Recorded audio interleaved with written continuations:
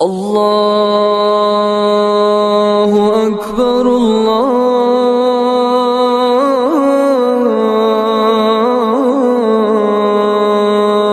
اکبر۔ السلام علیکم ورحمۃ اللہ وبرکاتہ۔ میرے مومن بھائیوں، عزیز دوستو، یوں تو پورا قرآن کریم عظمت و فضیلت سے معمور ہے، مگر اس کی بعض صورتوں کو خصوصی خیر و برکت حاصل ہے، انہی میں سورۃ الشرح بھی شامل ہے۔ اس سورہ کی بہت زیادہ فضیلت ہے، اس میں کل 8 آیتیں ہیں۔ یہ سورہ مکی ہے جو 11 سورتوں کے بعد نازل ہوئی ہے۔ یہ ان 6 سورتوں میں ہے جن کی شروعات حرف استفہام یعنی سوالیہ کلمے سے ہوئی ہے۔ اس سورہ میں نبی رحمت للعالمین صلی اللہ علیہ وسلم کی عظمت شان اور شرح صدر کا بیان ہے۔ اس میں باری تعالیٰ کی طرف سے حضرت صلی اللہ علیہ وسلم کی دلجوئی کی گئی ہے اور آپ کو تسلی دی گئی ہے۔ چنانچہ باری تعالیٰ نے آپ کو مودت، اکرام اور لطف و مہربانی کے انداز میں خطاب فرمایا ہے۔ الم نشرح لک صدرک، اے محبوب کیا ہم نے آپ کی خاطر آپ کا سینہ علم و حکمت سے نہیں کھول دیا؟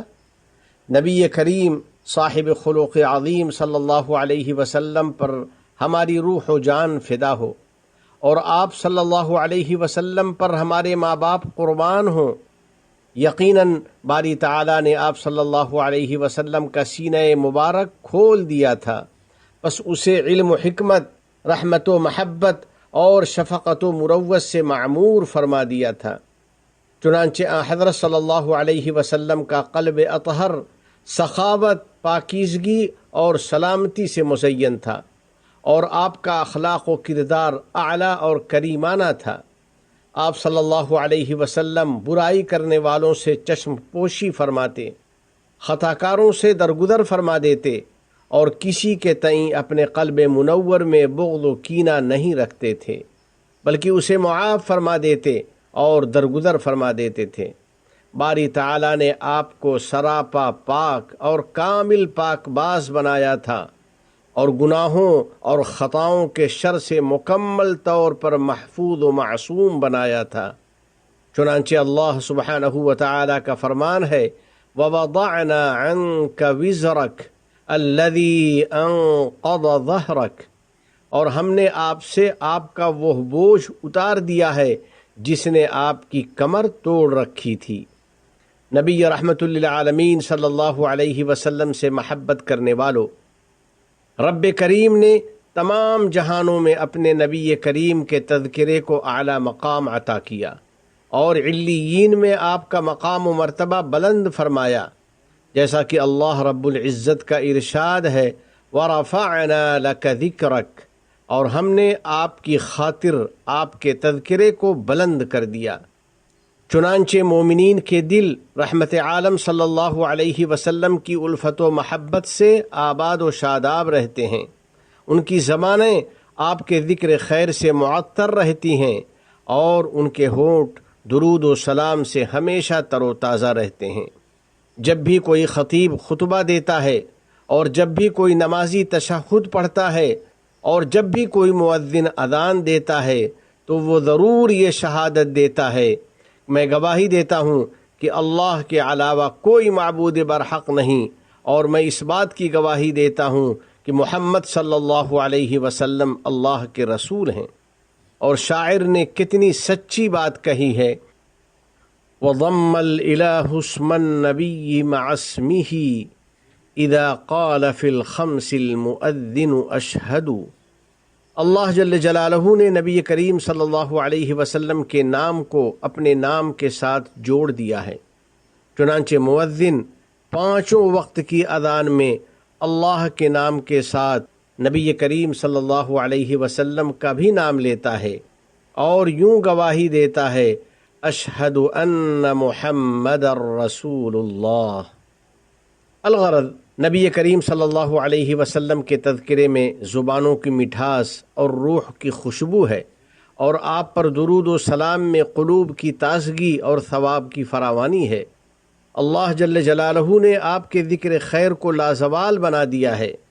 بلا شبہ آپ صلی اللہ علیہ وسلم کی خوبیوں کا تذکرہ قیامت تک ہوتا رہے گا، اور آپ کا پاکیزہ شہرہ ہمیشہ قائم و دائم رہے گا۔ بس ضروری ہے کہ ہم نبی رحمت صلی اللہ علیہ وسلم کے تذکرے سے اپنا دل منور کریں، آپ کے اخلاق کریمانہ سے اپنی زندگی آراستہ کریں، اپنے اہل و عیال اور متعلقین کے ساتھ پاکیزہ اخلاق و کردار کا اہتمام کریں، اور اپنے معاشرے اور وطن کے تئیں نیک خصلت اور عمدہ عادت کا مظاہرہ کریں، اور زندگی کے ہر شعبے میں رسول اکرم علیہ الصلاۃ والسلام کی مکمل پیروی کریں۔ یا اللہ، ہم گواہی دیتے ہیں کہ آپ ہی اللہ اور آپ ہی ہمارے معبود ہیں، اور اس بات کی گواہی دیتے ہیں کہ محمد صلی اللہ علیہ وسلم آپ کے بندے اور آپ کے رسول ہیں۔ پس یا کریم، ہمیں رسول رحمت صلی اللہ علیہ وسلم کی شفاعت سے سرفراز فرما دے، ہمارے دلوں کو آپ کی محبت و عقیدت سے معمور فرما دے، اور جنت میں آپ صلی اللہ علیہ وسلم کی قربت و رفاقت عطا فرما دے۔ رسول رحمت صلی اللہ علیہ وسلم کی پیروی کرنے والوں، سورہ شرح میں جن اصولوں اور خوبیوں پر زور دیا گیا ہے، ان میں نیک فالی اور خوش گمانی کی خوبی بھی ہے۔ پس بندے کو یہ امید رکھنی چاہیے کہ ہر مشکل کے بعد آسانی اور ہر تنگی کے بعد کشادگی ہے۔ لہذا جو لوگ دشواریوں اور پریشانیوں میں مبتلا ہیں اور بہت زیادہ رنج و غم سے دوچار ہیں، اور ان کی مایوسی اور نا امیدی اپنی انتہا کو پہنچی ہوئی ہے، انہیں رحمت الہی پر اطمینان رکھنا چاہیے، اور اللہ جل جلالہ کے اس فرمان پر غور کرنا چاہیے جسے باری تعالیٰ نے بہت تاکید کے ساتھ بیان فرمایا ہے اور اسے مکرر ذکر کیا ہے۔ چنانچہ ارشاد ہے، فَإِنَّ مَعَ الْعُسْرِ يُسْرًا إِنَّ مَعَ الْعُسْرِ يُسْرًا۔ بس حقیقت یہ ہے کہ مشکلات کے ساتھ آسانی بھی ہوتی ہے، یقیناً مشکلات کے ساتھ آسانی بھی ہوتی ہے۔ اس لیے میرے بھائیوں، رب ارحم الراحمین کے وعدے پر مکمل بھروسہ رکھو، اور اس حقیقت پر یقین رکھو کہ ایک تنگی کبھی بھی دو آسانیوں پر غالب نہیں آ سکتی، یعنی پریشانیاں کم اور آسانیاں زیادہ ہیں۔ اللہ کی رحمت و عنایت سے کبھی مایوس نہ رہو، اور باری تعالیٰ کی طرف سے رحمت و کشادگی پر یقین رکھو۔ اس یقین سے آپ کا رنج و الم دور ہو جائے گا، اور ساتھ ہی آپ کی امیدیں اور تمنائیں پوری ہو جائیں گی۔ انسان کو اپنی تکلیف کا علم اور مصیبت کا احساس تو رہتا ہے، مگر اس کے بعد باری تعالیٰ اسے کتنی راحت اور سہولت عطا فرماتا ہے، بندہ اس کا احساس و ادراک نہیں کر پاتا۔ کسی شاعر نے کیا خوب کہا ہے، وَلَرُبَّ نَازِلَةٍ يَضِيقُ بِهَا الْفَتَى ذَرْعًا وَعِنْدَ اللَّهِ مِنْهَا الْمَخْرَجُ۔ بہت سی آفت اور مصیبت سے آدمی شدید تنگی اور تکلیف محسوس کرتا ہے، مگر اللہ تعالیٰ کے نزدیک اس مصیبت سے نکلنے کی سبیل ہوتی ہے۔ سورہ شرح میں غور و فکر کرنے والوں، سورہ شرح کے آخر میں اللہ جل جلالہ نے اپنے نبی حبیب صلی اللہ علیہ وسلم سے یوں ارشاد فرمایا، فَإِذَا فَرَغْتَ فَانصَبْ وَإِلَىٰ رَبِّكَ فَارْغَب۔ لہذا جب آپ فارغ ہو جایا کریں تو عبادت میں اپنے آپ کو تھکائیں اور اپنے رب ہی سے دل لگائیں، یعنی جب آپ تبلیغ و ارشاد اور دنیاوی مصروفیات سے فارغ ہو جائیں تو پوری طرح اپنے مولائے کریم کی طرف مائل ہو جائیں، اس کی بارگاہ میں کھڑے ہو کر مناجات و دعا کریں، عبادت و مجاہدہ کریں، اور اس کے فضل و کرم کی امید رکھیں، کیونکہ باری تعالی دعاؤں کو قبول کرنے والا ہے۔ وہ سب سے بڑا معطی اور سب سے بڑا سخی ہے، وہ سب سے زیادہ کریم اور سب سے بڑا منعم ہے۔ یا اللہ، ہم سب کو نبی کریم صلی اللہ علیہ وسلم سے عقیدت و محبت نصیب فرما، آپ کی سنت و ہدایت پر عمل کی توفیق عطا فرما، ہمارے سینوں کو کھول دے اور ہمارے معاملات کو آسان کر دے فرمائے، اور اس کے عوام اور یہاں مقیم افراد کو کامیابی اور سعادت مندی عطا فرمائے۔ الہ العالمین اپنے احکام اور نبی کریم صلی اللہ علیہ وسلم کی سنتوں سے محبت نصیب فرما اور ان پر عمل آسان فرما۔ ہمیں اور ہماری اولاد کو علم نافع اور عمل صالح کی توفیق عطا فرما۔ تمام گناہوں اور ہر قسم کی خرافات سے ہم کو بچا لے۔ ہمارے والدین، عزیز و اقارب اور پوری امت مسلمہ کی مغفرت فرما۔ ہمارے تمام مرحومین کو جنت الفردوس میں جگہ عطا فرما۔ ہم پر باران رحمت نازل فرما۔ اس ملک کے صدر ذی وقار شیخ محمد بن زائد، ان کے نائبین اور ان کے ولی عہد کو توفیق و عنایت عطا فرما۔